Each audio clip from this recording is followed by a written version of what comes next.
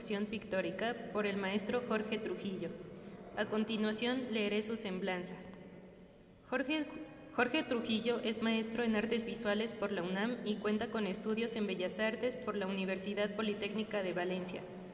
Con más de 20 años de trayectoria, ha participado en más de 40 exposiciones colectivas e individuales en México, España, Estados Unidos y Bélgica.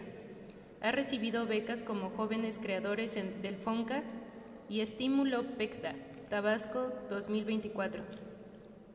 Entre sus distinciones destacan premios en concursos de cortometraje y fotografía. También ha colaborado en pintura escénica para plataformas como Netflix y Apple TV y ha asistido a artistas internacionales. Actualmente es integrante del Visual Arts Project y creador del podcast Hiperfocal. Bienvenidos todos.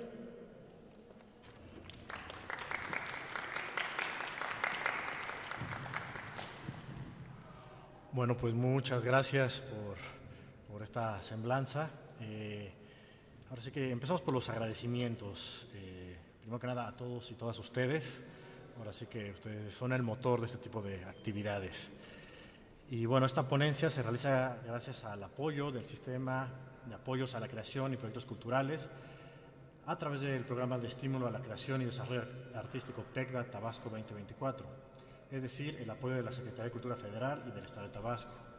Desde luego agradecer a la máxima casa de estudios por alojar esta ponencia y en específico la Facultad de Artes y Diseño, a la Academia San Carlos, al San Carlos Centro Cultural y desde luego al doctor Daniel Manzano junto al equipo de trabajo de la maestra Michelle Sandoval, el maestro Julio Osornio y el equipo de difusión de aquí de la Academia San Carlos. Muchas gracias por apoyarme en esta actividad que es parte del programa de retribución social que se desarrolla para este tipo de apoyos de Secretaría de Cultura, ¿no? Y bueno, pues desde luego también agradezco la presencia de colegas, la maestra Ana Luisa, la maestra Laura Evangelina, por ahí, muchas gracias, me honran con su presencia y desde luego alumnos, exalumnos, amistades por ahí que hacen desde luego esto posible, ¿no? Bueno, esto está dividido en dos partes y el objetivo es compartirles a todos ustedes algunos fundamentos, directrices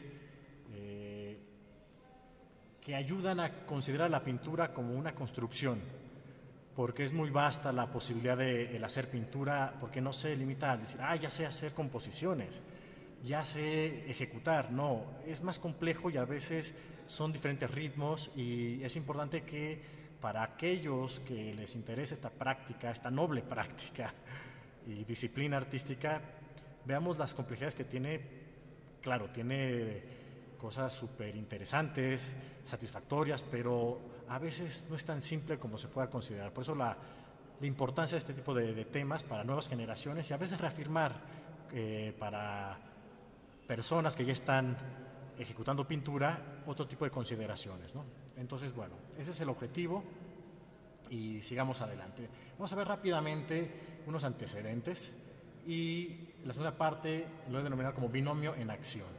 Esta parte es la principal, ¿okay? Donde vamos a estar viendo estos aspectos, ¿no? Para hacer una construcción pictórica, porque no se limita únicamente al representar, no se limita al construir un soporte, ¿no?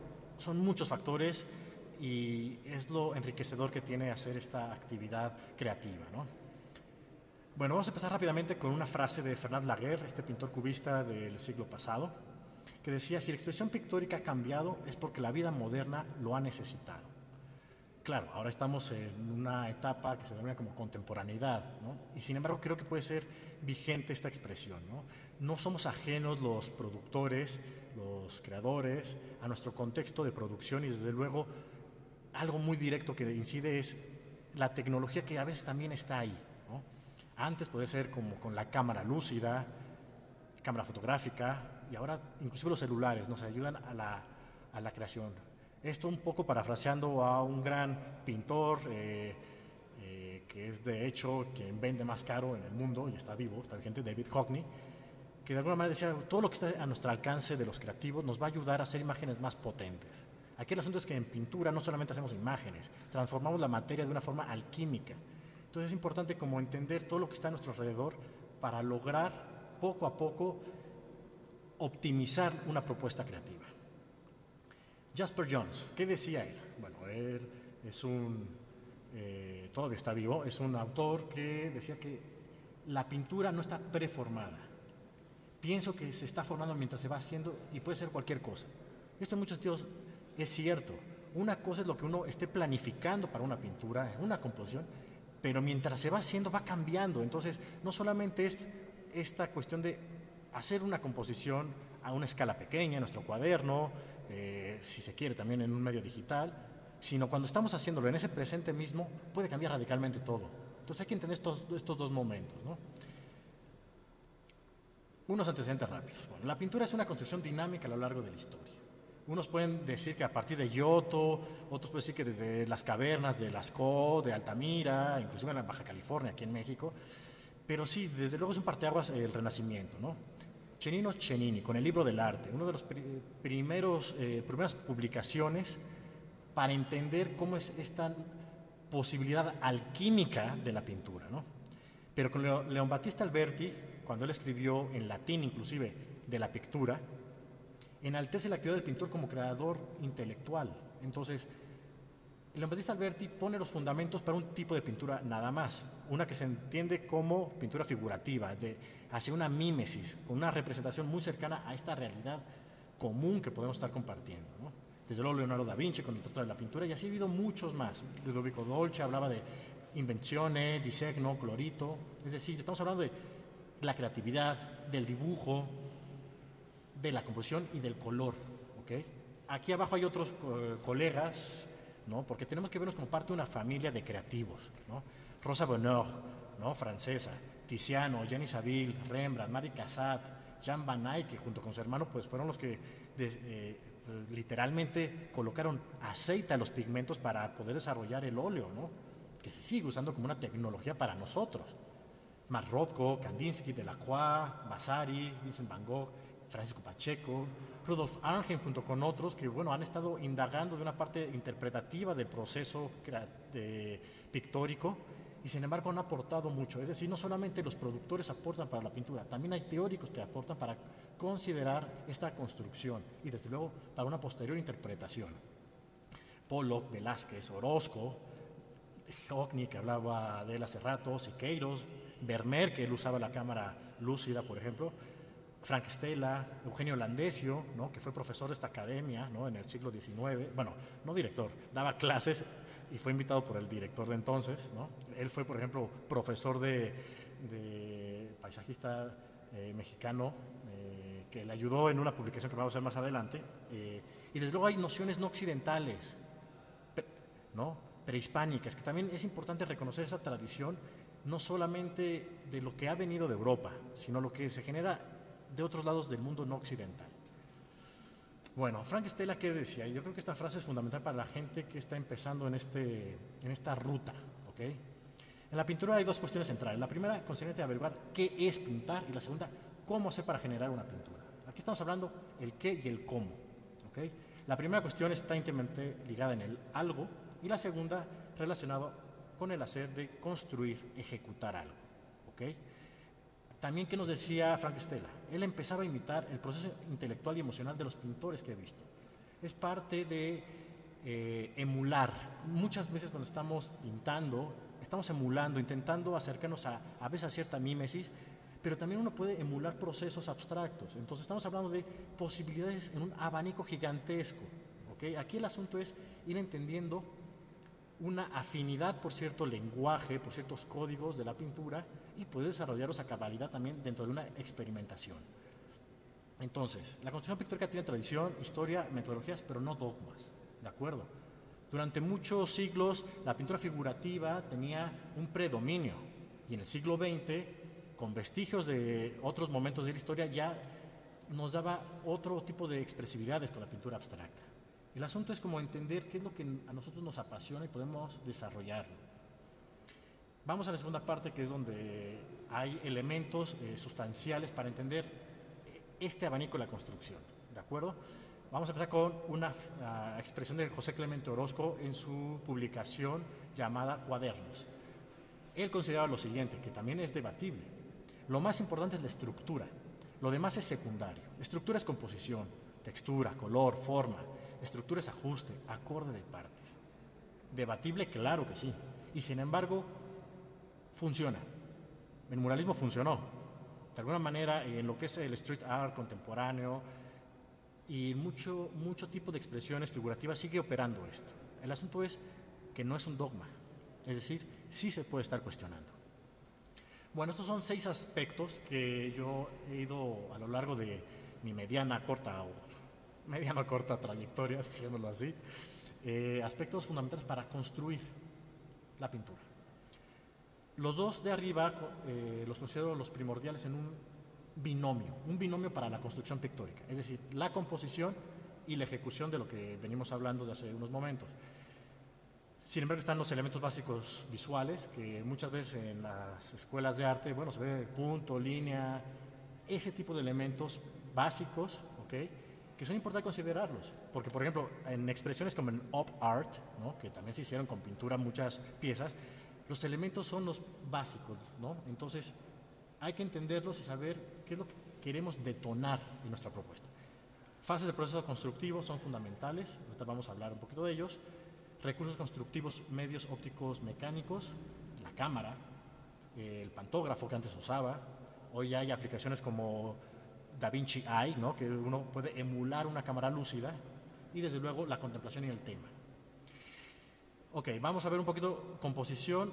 Es todo un tema la composición aparte, y sin embargo es parte de, ¿no? Composición estática o clásica. Es una modalidad y durante muchos siglos imperaba, ¿no? Inclusive antes del Renacimiento, en el Renacimiento también estaba esta modalidad y tiene que ver con el uso, a veces yo creo que desmedido, de la geometría descriptiva, de la aritmética. ¿Se acuerdan a veces que han visto algunas pinturas como muy duras, muy estáticas? Bueno, es que tienen un orden matemático prioritario, ¿no? Ya después el barroco pues realmente detonó otras posibilidades de forma radical, ¿no? Pero entonces simetría, organización, repetición.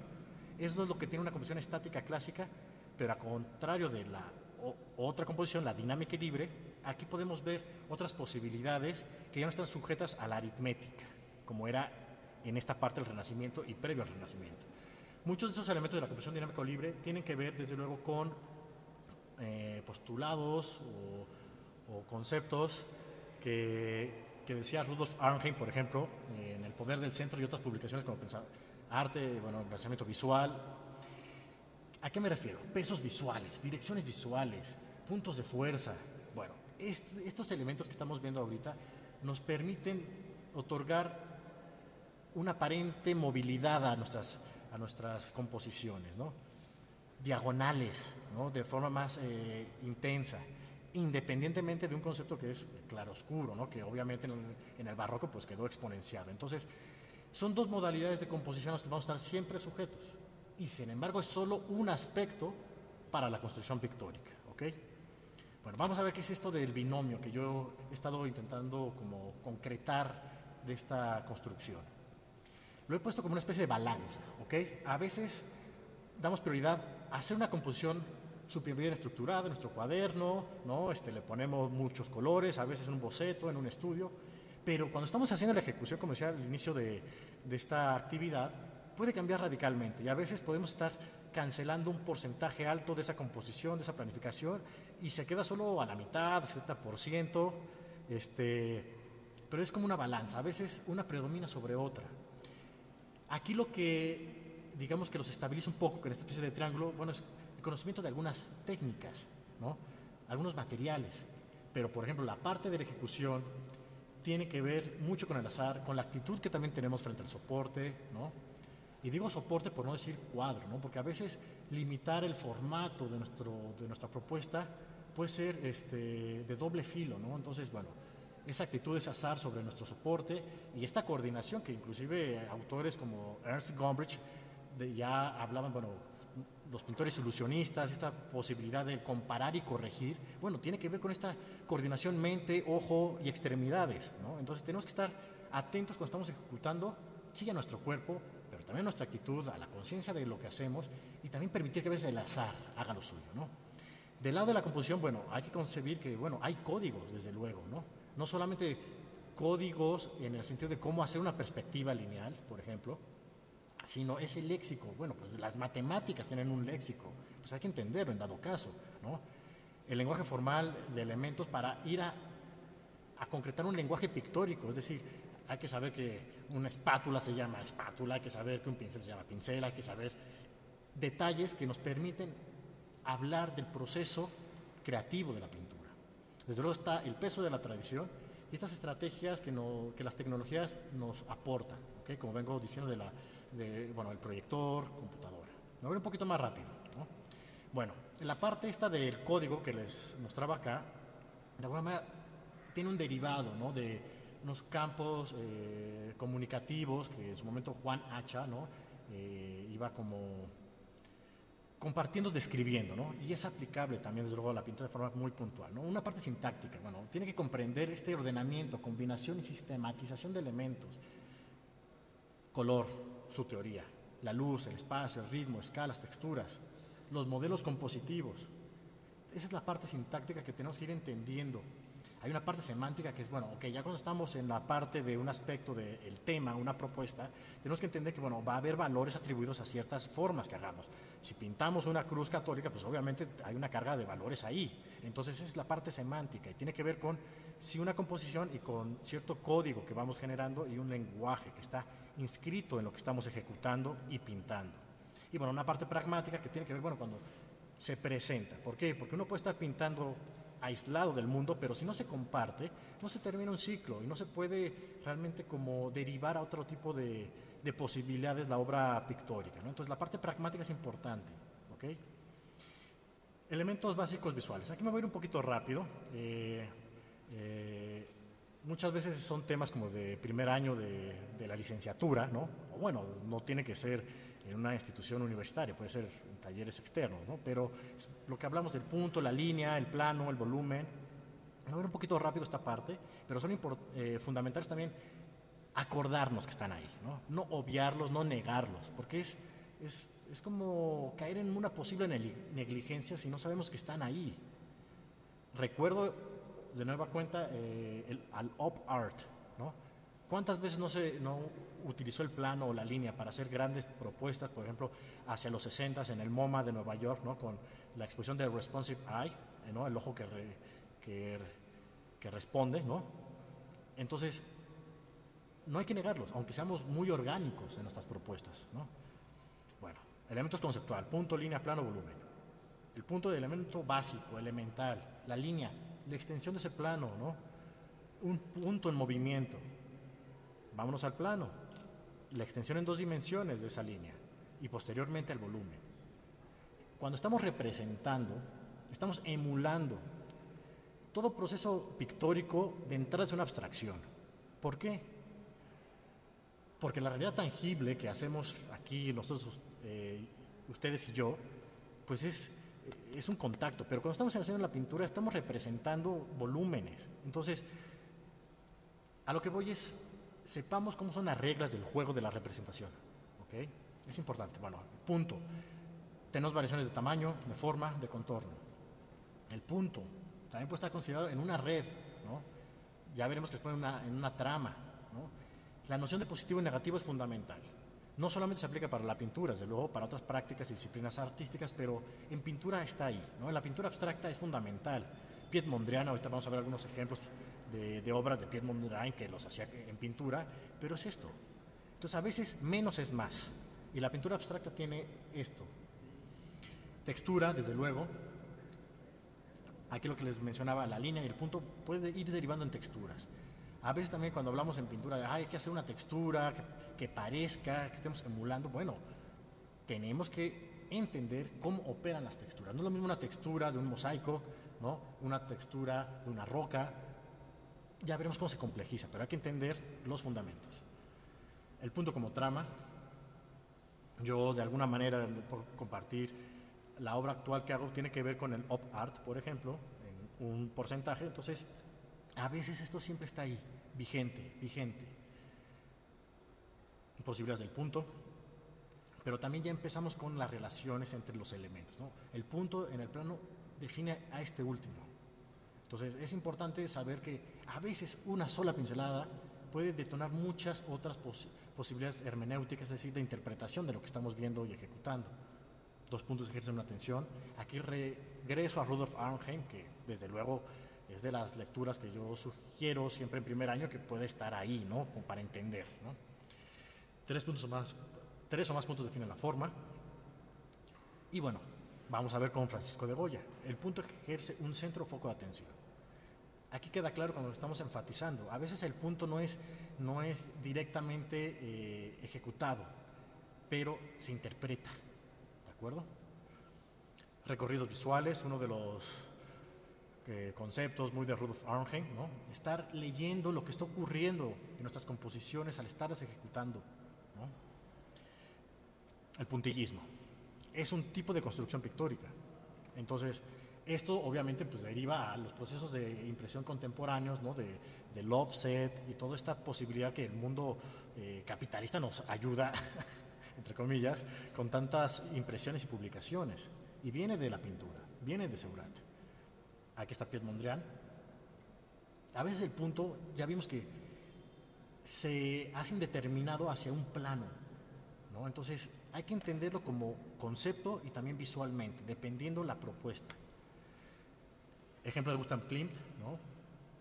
Esta es una gran pieza de Gustav Klimt. Entonces a veces sí, la textura ya no solo es un patrón en repetición, sino es el elemento aislado y cambia la forma, cambia la dimensión, pero también podemos tener a la línea. Aquí a la línea pues lo tenemos ya no solamente integrado a la pintura, sino a otras prácticas. Entonces, saber cuándo significa o podemos interpretar de otras maneras. En la geometría queda claro. Esta es una lámina, por ejemplo, del libro de Eugenio Landesio, Cimientos del Artista, que fue publicada en el siglo XIX por esta institución, ¿no? La pueden consultar seguramente o aquí en la Academia de San Carlos o en Investigaciones Estéticas. Y es bien interesante porque la manera en que vamos a ver más detalles de Eugenio Landesio más adelante, pero es como, bueno, enseñaba una forma de hacer pintura cuando ni siquiera había electricidad en México. Entonces, bien interesante esa posibilidad de entender la construcción.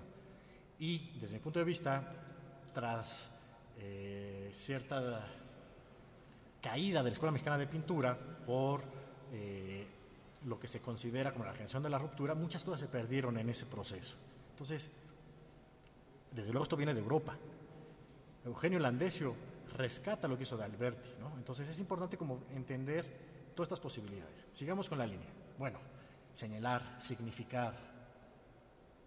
Estamos intentando ir de lo más simple a lo más complejo, como se dan cuenta. Estamos como en una parte muy aritmética, si lo quieren ver así, geométrica, pero es parte de esta introducción que vamos teniendo al mundo de la pintura, ¿no? Línea es un punto de movimiento, como decíamos, una forma en la que domina a veces la delgadez, entonces es relativo a veces el grosor. Entonces hay que entenderlos en su concepto, en su forma visual, a los elementos básicos, rectas, curvas, posición, tipos de líneas. Esto, por ejemplo, ya cuando estamos usando ahora herramientas digitales, pues obviamente cuando estamos haciendo bocetos, quizás digitales, pues cambia también la dinámica, ¿no? Del tipo de pincel, como se dice en la plataforma, bueno, en Photoshop o en Procreate o otro tipo de software, ¿no? Pero hay que tener claro qué es lo que queremos. Línea objetual, línea conceptual, espacial, contorno, volumétrica, textura expresiva. Voy un poquito más rápido. Esta parte, a mí en lo personal también puede ser un poco tedioso, pero para mí como docente es importante como que ponerlo sobre la mesa, ¿no? Esto, por ejemplo, tiene que ver con otro tipo de propuestas que pueden retomar las cuestiones topográficas inclusive, ¿no? Tengo colegas como, bueno, que ahorita están en la Semana del Arte, ¿no? Que ponen también este tipo de elementos y cada vez es más constante, ¿no? Bueno, líneas, pues nos dan hincapié para las 3 dimensiones, ¿ok? Entonces, a veces cuando estamos dibujando o pintando a la prima, que es otro de los conceptos que viene del Renacimiento, de hacer una pintura directa, ¿no? De un solo instante, sin estar planificando tanto quizá, con lo que esta parte empírica ya tenemos y desarrollar una propuesta, ¿no? Una imagen más, otro ejemplo de cómo podemos ir desarrollando las cosas. A veces cuando estamos empezando en el mundo de la pintura podemos decir, es que me quedó más grande, me quedó más chiquito, me quedó deformado. Bueno, la geometría está ahí para ayudarnos. No caigamos en esas negligencias. Contorno. Ahorita, por ejemplo, hay otro colega, Víctor Villarreal, ¿no? Que está haciendo una serie de pinturas que es parte del sistema, ¿no?, nacional de creadores en esta ocasión. Es sombras, entonces contornos, sombras, y es bien interesante a veces cuando sintetizamos algunas estructuras, y a veces la línea puede ser suficiente. Línea volumétrica, define el volumen, líneas de sombreado. Aquí tenemos desde luego ejemplos también de la gráfica. A veces pintar y dibujar es lo mismo. A veces hay que borrar esa diferenciación porque no ayuda en la expresividad de la propuesta, ¿no? Por ejemplo, aquí Francisco de Goya con los caprichos, ¿no? Entonces la soltura que nos da el dibujo también es replicable en la pintura.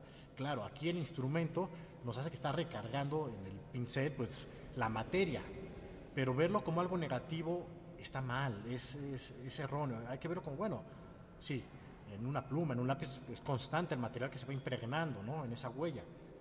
Pero el asunto es de que sea a veces lo mismo, ¿no? Y es fundamental, pintar y dibujar a veces es lo mismo. Líneas expresivas. Necesitamos expresividad en lo que hagamos. El escurrido es parte de la mancha, veremos eso más adelante, pero bueno, expresividad. Es fundamental que nuestra producción, nuestra creación pictórica tenga expresividad. A pesar de que esto puede parecer casi una composición clásica, hay dinamismo, ya no solamente estructural, sino cromática, ¿no? A veces hay que recordar también cómo eran los contrastes de color, ¿no?, los que proponía Johannes Itten, 7 contrastes de color. Frank Stella, a mí es uno de los pintores más interesantes que ha habido por sus experimentaciones formales, ¿no?, desde el bastidor, desde el soporte, es decir, el cuadrángulo que predominaba sobre todo en el Renacimiento y todavía hasta el día de hoy, a veces pues una limitante en la propuesta, en esa temática. Entonces hay que variar también el formato, implica construir literalmente, físicamente, nuestra pieza. Entonces, cuando decimos un cuadro, pues a veces es muy limitante, hay que decir un objeto pictórico, yo creo que puede ser más idóneo, ¿no? Línea, ejemplos de Joan Miró, Kandinsky, ¿no?, que también en el primer año de la carrera es muy recurrente, Sean Scully, ¿no? A veces el plano ya es otra dinámica, ¿okay? Rothko estará por ahí, aquí está Rothko. Entonces, el color en sí mismo y la extensión que pueda tener construye la propuesta. Mersat Berber es un autor, bueno, que ya falleció en 2010, de Bosnia, y bueno, yo recuerdo que cuando vi la obra en vivo, pues a mí me encantó, ¿no? Entonces, bueno, es desde luego a veces jugar con ciertos lenguajes, figurativo, a veces el abstracto, en otras piezas es más evidente, pero bueno, recrear los volúmenes de los músculos, ¿ok? La forma, bueno, es una entidad de carácter espacial cuya característica es la extensión, es decir, la superficie. Entonces, el elemento visual es la forma evidente de los elementos conceptuales, ¿ok? Forma. Mancha, por sí mismo la mancha, yo creo que a lo largo de pues, mi proceso creativo, la mancha es de lo más importante que hay, porque a veces una mancha genera algo que uno no tenía previsto. La mancha es fascinante, es inestable y a veces puede tener una forma muy determinada, pero esa parte indeterminada yo creo que es uno de los signos plásticos de la pintura más importantes. Signo plástico es como un concepto que Alberto Carrere y José Saborit, académicos de la Politécnica de Valencia, en su libro Retórica de la Imagen manejan, y es un hecho, el escurrido, el rastro que se hace con espátula, por ejemplo, es fundamental para evidenciar a la pintura que está hecha con pintura, porque no se trata a veces de, si usamos fotografía, pictorizar y ya una fotografía, no, a ver, que se note que está hecho con pintura, con sus materiales, con sus instrumentos, como expresión.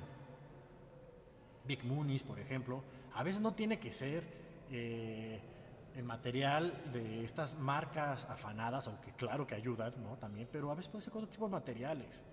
Es a lo que voy, la pintura no es dogmática. La mancha como medio de expresión. Cézanne fue uno de estos autores que daba vestigios de abstracción y también daba vestigios de la contemporaneidad. Entonces, siempre es importante considerarlo. Él hablaba de hay que concebir las estructuras como en conos, cilindros, prismas. Es decir, a pesar de que uses la mancha, no significa que no concibas la realidad para tu propuesta de forma volumétrica. Pintura tradicional china. Mucho de lo que hemos estado viendo ahorita tiene que ver con un mundo occidental, pero a veces también hay que recordar, ¿no? Como decía al inicio, otro tipo de posibilidades. La forma puede tener un proceso de abstracción y de síntesis.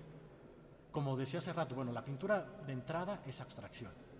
Más allá si representamos de forma figurativa hacia la mímesis, pero de por sí estamos recreando, sustituyendo, modificando formas. Entonces, es la síntesis también. La forma, pero también cambia cuando le damos un significado diferente. Esa interpretación que hace rato hablaba, bueno, la cruz puede darnos algunas pistas de una religión o una luna, ¿no? Quizá en el mundo musulmán, depende. Pero hay que tenerlo en cuenta, no podemos ir por la construcción pictórica obviando las cosas. Yo creo que la pintura nos permite, desde luego, a veces estar como en un mar lleno de variables. Y el asunto es ir navegando poco a poco, porque son muchas las variables para la pintura. Aquí, por ejemplo, tenemos otro tipo de ejemplos, ¿no? Bueno, podemos ser estrellas, pero las estrellas pueden ser múltiples. Aquí hay otros ejemplos. Una misma estructura corresponde a diferentes formas. Ya si le ponemos, por ejemplo, por ahí alguna carga semántica, bueno, esto puede parecer un candelabro, inclusive judío, yo qué sé. El asunto es entender las posibilidades de interpretación y hermenéuticas a una forma. Algunas son culturales, desde luego. La forma tiene una función. A veces el vestigio también nos ayuda a entender una propuesta. Jackson Pollock. La forma como textura está ligada a la superficie y a la extensión. Entonces, por un lado estamos viendo que hay elementos básicos de la imagen para la pintura, pero también la mancha y la abstracción tiene otras dinámicas, a veces que se escapan del ortodoxo, de la figuración. A veces puede haber propuestas que pueden dialogar entre ambos lenguajes. La textura, bueno, distribución más o menos uniforme de partículas de un material y hace referencia al tacto. Textura visual, textura táctil, mecánica, espontánea, decorativa. Esta que yo creo que es súper interesante para la representación, la textura táctica áptica, ¿no? Porque podemos recrear alguna textura que diga, que esté invitando a ser tocado, ¿no? Yo a veces, algunos alumnos o exalumnos he procurado decir, bueno, si intentamos emular una textura de agua, de fuego, de viento, de aire, ¿no? Y de tierra, bueno, pues estamos intentando, como los 4 elementos alquímicos, intentar desarrollar todo lo demás. Entonces, esto tiene mucho al menos para la pintura figurativa, ¿no? Intentar recrear texturas. Bueno, hay otro tipo de clasificaciones por su origen, estructura, dimensiones y en relación al plano, ¿no? Otra vez, la parte negativa y positiva en alguna composición. Origen, artificiales, no es lo mismo emular el metal que emular la paja, ¿no? Por estructura, me voy un poquito más rápido, ¿no? Quiero llegar a los otros aspectos que se me hacen más interesantes, pero bueno, ya vimos cómo, bueno, aquí fondo, figura, ¿no? Y que ya no tiene que ser únicamente con un punto, puede ser un plano, puede ser una forma más indeterminada, más orgánica.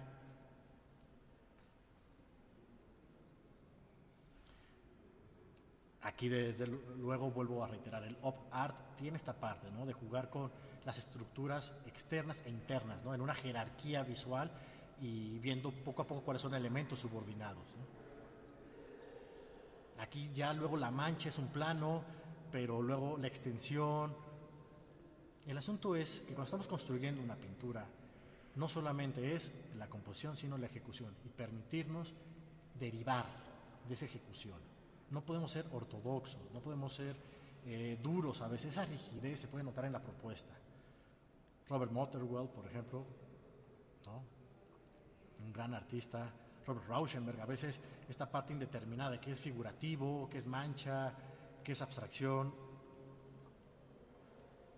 Rothko, desde luego.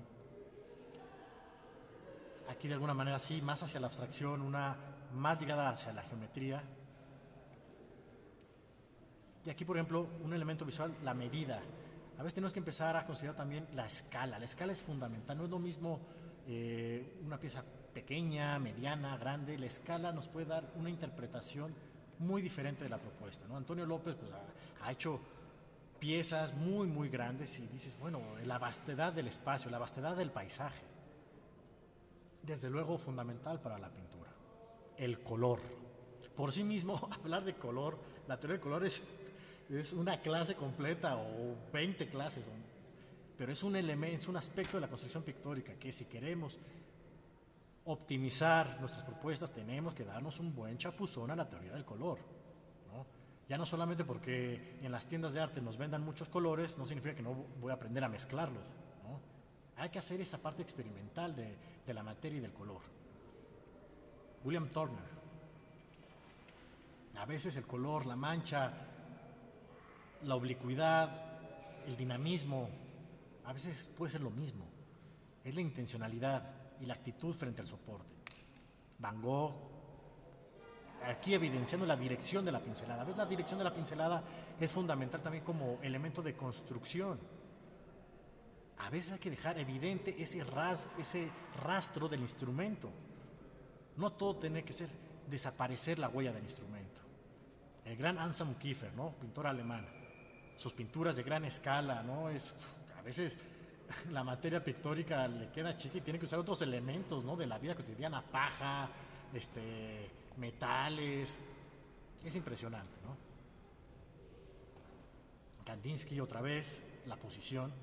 Bueno, es un cambio muy abrupto, ¿no? De Kiefer a Kandinsky, pero bueno, son posibilidades, ¿no? Rauschenberg de nueva cuenta, Jackson Pollock, Mark Tansey, ¿no? También es como, bueno, entender que también otra clasificación de los elementos básicos de la imagen, bueno, elementos dinámicos, que están en función de darle movilidad a estos elementos que ponemos y otro tipo de posibilidad de interpretación. Orozco, en Guadalajara. José María Velasco, ¿no? Que fue quien ayudó en estas ilustraciones de Cimientos del Artista, ¿no? Que hizo Eugenio Landesio. Siguiente aspecto. Sé que el anterior era muy largo, pero yo creo que sí es importante ya lo que se ha ido perdiendo y a veces da tedio.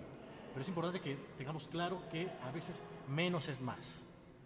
Fase del proceso constructivo. Bueno. Esbozar con una escoba, terminar con una aguja. Esta frase sobre todo lo decía el pintor francés Eugène Delacroix. Es decir, a veces hay que construir nuestra pintura con mancha grande y poco a poco, conforme vamos finalizando, casi con un detalle mínimo, como si fuera literalmente con una aguja. Entonces, de lo general a lo particular, en cuanto a detalle. El boceto. Muchos de ustedes se la pasan haciendo bocetos seguramente. Bueno, hay que llevarlo a veces a sus máximas consecuencias o dejarlo en un nivel inferior, un bosquejo, como a veces se le dice comúnmente. Es decir, esto sería un nivel de síntesis mayor y con mayor abstracción a comparación de un boceto. Es decir, un boceto está un poco más desarrollado. Un esbozo todavía más abstracto, más sintético. Aquí vamos a ver un fragmento de Joaquín Sorolla, un pintor valenciano, ¿no? Este es un detalle para una pieza y esta es la pieza. Entonces, esto está entre boceto y estudio y esta es la pieza definitiva. Entonces, son fases del proceso constructivo, ¿no? Bosquejo, boceto, estudio, pieza final. Hay algunas directrices procesuales, muchas de ellas Cherino Cennini, o bueno, libros como otros que Ralph Mayer nos compartieron, ¿no? Bueno, hay mucho tipo de directrices procesuales de las técnicas tradicionales de la pintura, pero algo que es fundamental, al menos en la pintura al óleo, ¿no? Graso sobre magro. Todo lo que sea aceitoso va después de lo que es magro, de lo que no es aceitoso. Entonces es importante esto como un fundamento, como una directriz para la pintura al óleo, entre comillas, como tradicional, ¿ok? Entonces es importante esta directriz, graso sobre magro. aquí tenemos ejemplos de cómo puede operar a la perfección. ¿Ok? Muchas veces, yo lo tengo que decir, bueno, la industria del cine a mí me ha enseñado un poco como a empezar una pintura, por ejemplo, con acrílico, por la velocidad de la técnica, ¿no? Y continuar mi pieza con óleo. Antes, otro tipo de técnicas mixtas era, bueno, primero con temple y luego con óleo, ¿no? Eso tiene que ver mucho de la técnica veneciana, que bueno, está por un lado la técnica veneciana y por otro lado la técnica flamenca, pero tampoco podemos ser dogmáticos, ¿ok? Jenny Saville, una gran pintora contemporánea.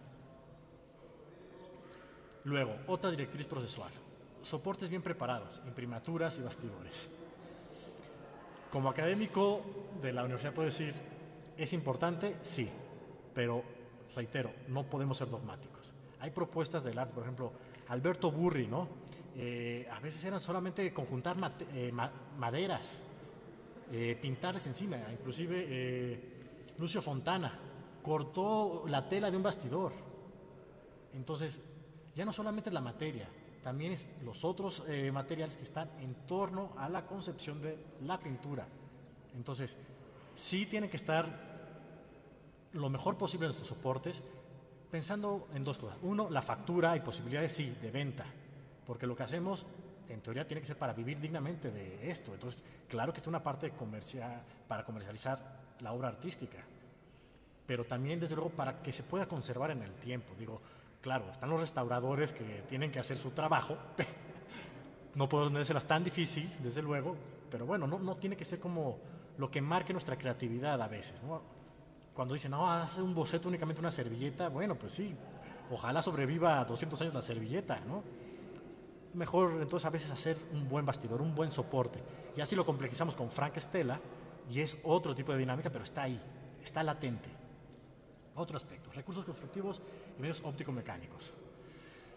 Vamos a ver, Gerhard Richter durante muchos años hacía una propuesta muy ligada a las fotografías de periódicos, por ejemplo. Es decir, ahí hay una intermediación, un puente que es la cámara fotográfica. ¿Okay? Francis Bacon también usaba la cámara fotográfica que detonaba su creatividad. Entonces, sí, podemos usar modelo en vivo, pero también lo derivado de la fotografía o la impresión misma de la fotografía. Antes usaba algo que era un pantógrafo, como para replicar una figura, un elemento. Ahora está muy en desuso eso, pero bueno, el proyector lo ha ido sustituyendo de alguna manera, ¿no? Aquí está, estos son los antiguitos. Ahora ustedes usarán quizá uno digital, como este. Cámara lúcida. Antes les decía, bueno, hoy por hoy está esta parte de que hay aplicaciones que replican a la cámara lúcida. Johannes Vermeer lo usaba, y en el libro de El conocimiento secreto de los grandes maestros que escribió este pintor David Hockney, ahí explica cómo varios pintores del pasado la han usado. A veces para hacer una pintura interesante es una paradoja, ¿no? Con lo que decía de, bueno, pintar y dibujar a veces es lo mismo, pero a veces no necesitas dibujar tan bien para hacer una gran pintura. Son paradojas por esta parte no dogmática del proceso creativo. Pero entonces, a veces hay que apoyarse estos recursos si sentimos que nuestro dibujo no es tan estable, ¿no? Chuck Close, yo creo que es uno de los ejemplos más puntuales de cómo podemos transferir esta otra práctica, esta otra herramienta para la pintura, ¿no? Y llega un momento que se puede complejizar, ya no solamente representar lo que esta sustracción de la fotografía nos da en el cotidiano, porque esa es la fotografía, una sustracción de la realidad, ¿no? Pero bueno, en pintura, ¿qué más? A pesar de esta estrategia de absorber la imagen del exterior. Retículo o mirilla. A veces cuando puedan tener algún proyecto, por ejemplo, donde no tengan un proyector, bueno, hay que hacerla a la antigüita. ¿Y cuál es la antigüita? La cuadrícula, la mirilla, ¿no? Entonces, ejes cartesianos, X y Y, para intentar pasar a proporción adecuadamente una forma o un elemento. Esto de la mirilla puede ser, bueno, ya tienen celulares, ¿no? Pero el día que se les caiga el celular, que no tengan celulares, hay que recurrir a estos elementos, ¿ok? A veces no hay que depender al 100% de la tecnología, pero cuando está la tecnología, no la neguemos. Está ahí para nuestro uso. Software. Ya hablábamos de Photoshop o de Procreate.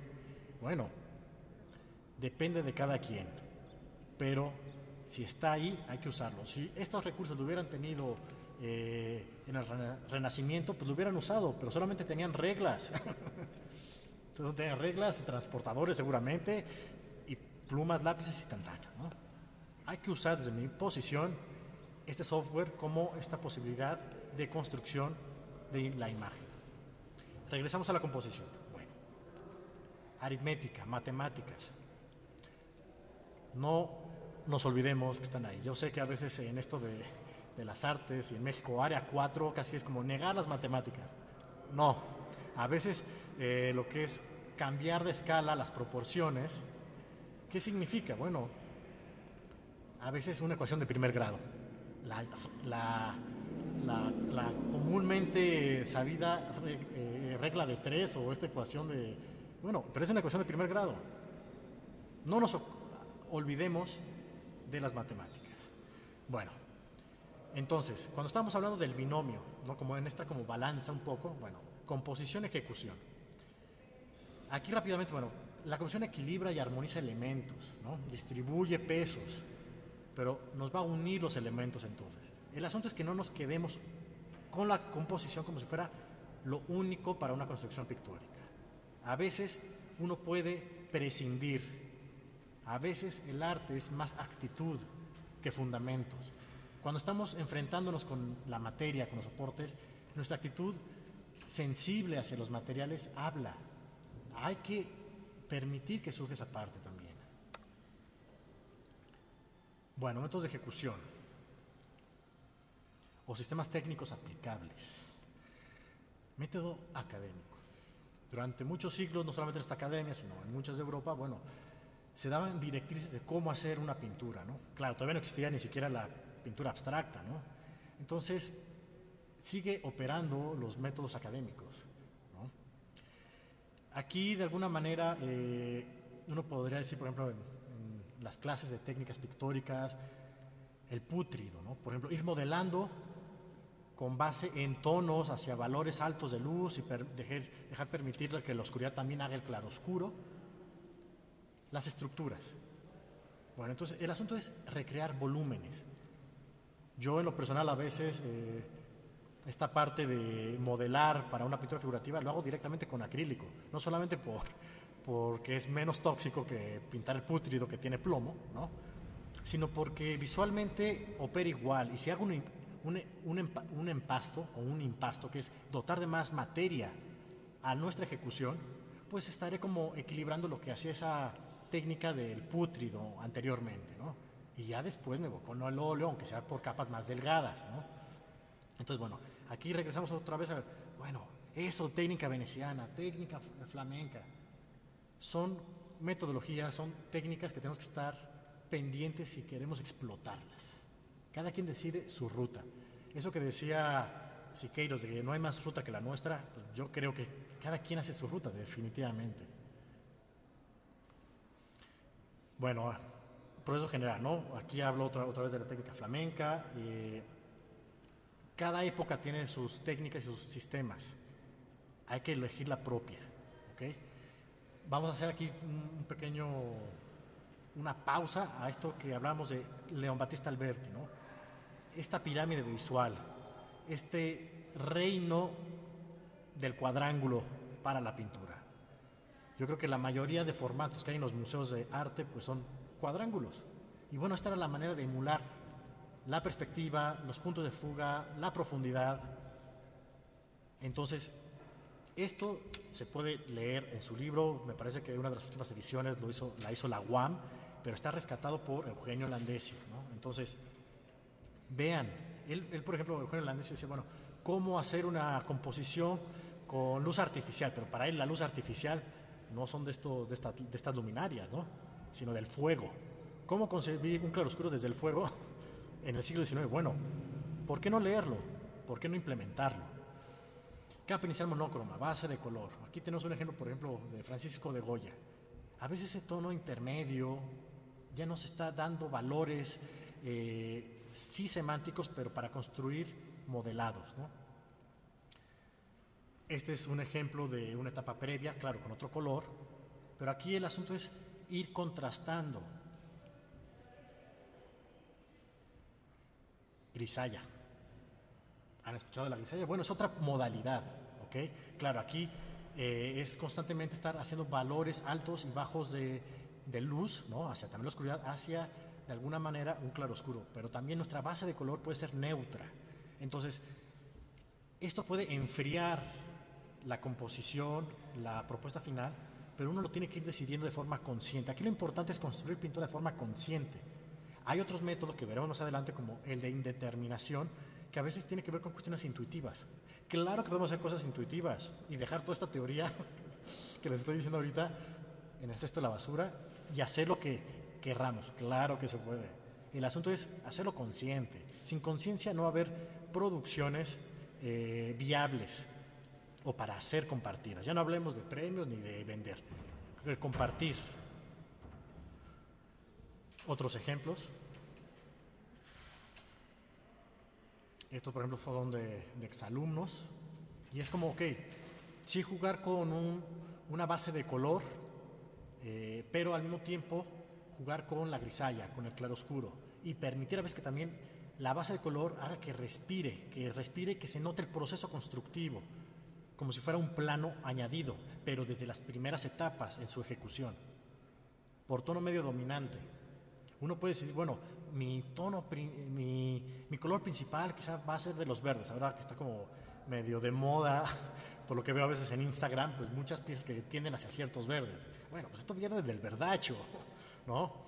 Esto viene desde mucho antes, solamente que ahora pues hay también aerosoles que tienen verdes como fosforescentes, entonces cambia la tecnología, pero el conocimiento viene desde antes, ¿ok? Uso de una base de color saturado, colores vivos. Los fobistas, por ejemplo. Aquí vas a hacer destacar, sí, esta teoría del color que uno viene estudiando, pero lo importante es que el color se exprese por sí mismo. Los fobistas lo hacían. Matisse lo hizo. Entonces, ¿qué tipo de construcción es la que estamos haciendo? Recalco, ya no estoy hablando de qué tipo de composiciones queremos hacer, porque es solo un factor. ¿Qué tipo de ejecución vamos a estar haciendo? Es solo un factor, es un todo, es una unidad, la construcción pictórica, y compleja, muy compleja. No por nada es una de las grandes artes del arte moderno, y me atrevo a decir también de la contemporaneidad, aunque a veces no tenga los reflectores de tantos siglos que tuvo antes, ¿no? Pintura directa, que hablaba también al inicio, bueno, pintura a la prima. Es esta inmediatez, espontaneidad, primera intención, ¿no? A veces es despreocuparse por los efectos o posibilidades que surjan. No, ahí es la actitud, los materiales, y no el que salga lo que salga, no. Es de forma consciente que el hemisferio derecho opere más que el izquierdo. Puntillismo, ¿no? Regresamos a que el puntillismo es una forma de construir cierto tipo de pintura, ¿no? Seurat, Pizarro. Método numérico. Bueno, estos algunos autores así lo describen, tiene que ver desde luego con esta referencia también otra vez a las matemáticas, pero Mondrian, Sean Scully. Entonces, ¿qué tipo de pintura queremos? Bueno, hay que entender las dinámicas de cierta familia o filum, ¿no? Así como en biología hay como el concepto de filum, como de una familia, bueno, ¿qué familia plástica o visual es con la que nos sentimos más afines, ¿no? Hay que entenderlo y explorarlo. Método intuitivo, ¿no? Era lo que les decía hace rato, ¿no? Basquiat, yo creo que es uno de los exponentes del método intuitivo que, bueno, al margen de lo que se considere, pues le funcionó. Entonces aquí a veces la carga de la tradición puede solamente congelarse nada más.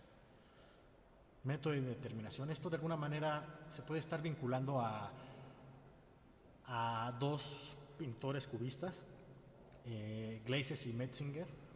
Esto lo pueden ver en un libro llamado Abra Mesura de Santos Balmori, que durante muchos años fue un libro como de cabecera de esta institución, ¿no? Pero de alguna manera lo que hizo el cubismo, y ellos de alguna manera lo proponen, es quita los puntos de fuga de Alberti. Olvídate de esa profundidad, esos puntos de fuga. Entonces tienes un plano pictórico enfrente todo el tiempo. Entonces obviamente se vuelve indeterminado lo que hacemos. Jean Dubuffet de alguna manera también está en este sentido. Las proporciones, bueno, es un concepto también importante, pero a veces las proporciones también pueden limitar. Aquí están ejemplos de estos autores, ¿no? Aquí ya no hay puntos de fuga estables u ortodoxos. Finalmente, el último aspecto, la contemplación del tema.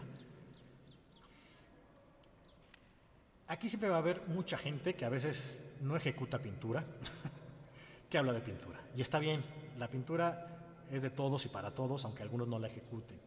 Hay gente que concibe la pintura de una manera más racional y desde luego hace recorridos históricos para poderla comprender, entre comillas. Gombrich, ¿no? La recursión, la reflexión. ¿A qué voy con esto? Bueno, Immanuel Kant, en su libro de Juicio de Gusto, nos dice, bueno, ¿cómo es este proceso de contemplar? O sea, no es así solamente que me guste una pintura o no, o que a nuestros familiares sí les guste y a otros no. No, aquí hay como principios para entender cómo estamos operando ya al interpretar las pinturas, ¿de acuerdo? Entonces, para ir eligiendo un tema, número uno, yo sí considero que se tiene que estar literalmente viviendo esta vida, entender diferentes momentos de felicidad, sí, están las emociones, están los sentimientos, ¿no? Pero también entender cosas que van más allá de esta cuestión emotiva, la política, la sociedad por sí misma, la historia. Es decir, hay otras cosas que nos ayudan a entender temas y a veces la guía para entender pretextos temáticos o elegir un tema pueden ser también los géneros de la pintura. Retrato, paisaje, naturaleza muerta, o su variante de bodegón, está el desnudo y la abstracción, desde luego, ¿no? Entonces, hay que entender qué otras cosas están alrededor de uno, o que también ese microcosmos, como parafraseando también a esos cosmos, a Humberto Eco, ¿no? Bueno, ok, ¿qué surge de uno mismo, pero también qué está ocurriendo afuera? No somos omisos a nuestro contexto, hay que entenderlo para elegir un tema a veces, ¿no? Hay diferentes autores, hay bibliotecas llenas de libros que interpretan a la pintura, pero bueno, aquí solamente es una probada, ¿no?